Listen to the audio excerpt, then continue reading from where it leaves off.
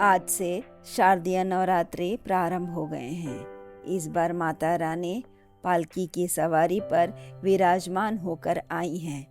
नवरात्रि के 9 दिनों में माँ दुर्गा के अलग अलग स्वरूप की पूजा की जाएगी। नवरात्रि के 9 दिन भक्ति और साधना के लिए बहुत पवित्र माने गए हैं। इसके पहले दिन शैलपुत्री की पूजा की जाती है। शैलपुत्री हिमालय की पुत्री है। हिमालय पर्वतों का राजा है। वह अडिग है, उसे कोई हिला नहीं सकता।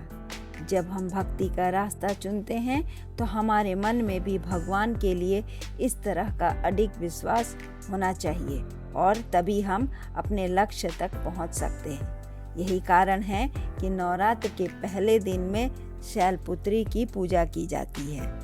आश्विन मास के शुक्ल पक्ष की प्रतिपदा तिथि से शारदीय नवरात्र की शुरुआत हो जाती है। पौराणिक मान्यताओं के अनुसार पर्वतराज हिमालय की पुत्री और माँ शैलपुत्री स्वरूप की पूजा देवी के मंडपों में पहले नवरात्र के दिन होती है।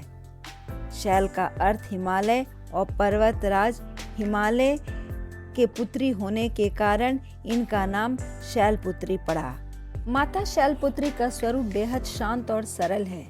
माता के एक हाथ में त्रिशूल और दूसरे में कमल शोभा दे रहा है। माँ अपने नंदी नामक बैल पर सवार होकर विराजमान है। इसलिए माता शैलपुत्री को वृषारूढ़ा और उमा के नाम से भी जाना जाता है। यह वृषभ वाहन शिवा का ही स्वरूप है।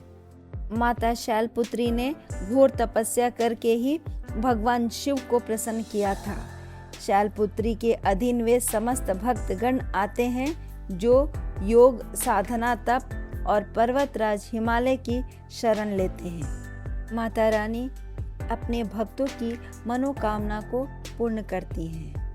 माँ शैलपुत्री सती के नाम से भी जानी जाती हैं। एक बार प्रजापति दक्ष ने यज्ञ करवाने का फैसला किया।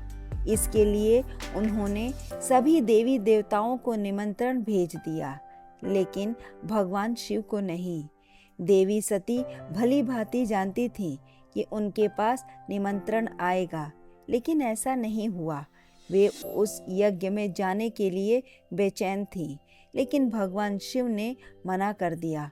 उन्होंने कहा कि यज्ञ में जाने के लिए उनके पास कोई भी निमंत्रण नहीं आया है, इसलिए वहाँ जाना उचित नहीं है। लेकिन सती नहीं मानी और बार बार यज्ञ में जाने का आग्रह करती रही। सती के ना मानने की वजह से शिव को उनकी बात माननी पड़ी और उन्हें अनुमति देनी पड़ी।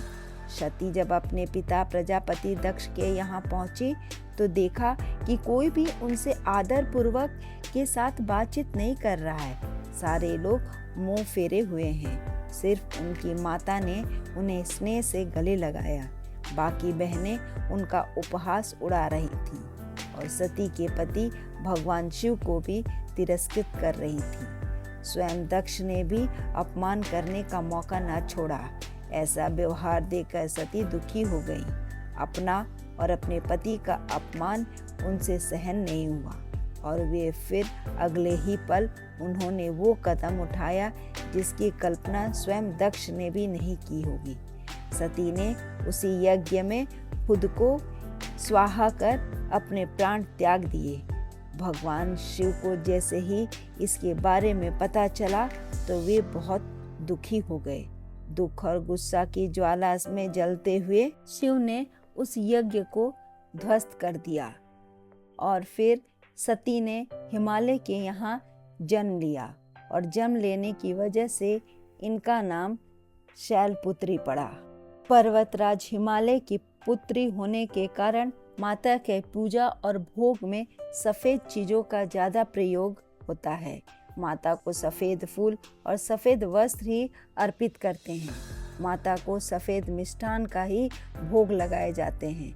माता शैलपुत्री की पूजा करने से सभी की मनोकामनाएं पूर्ण होती हैं और घर में धन्य ध्यान की कमी नहीं होती और इस स्वरूप को जीवन में स्थिरता और दृढ़ता का प्रतीक माना जाता है।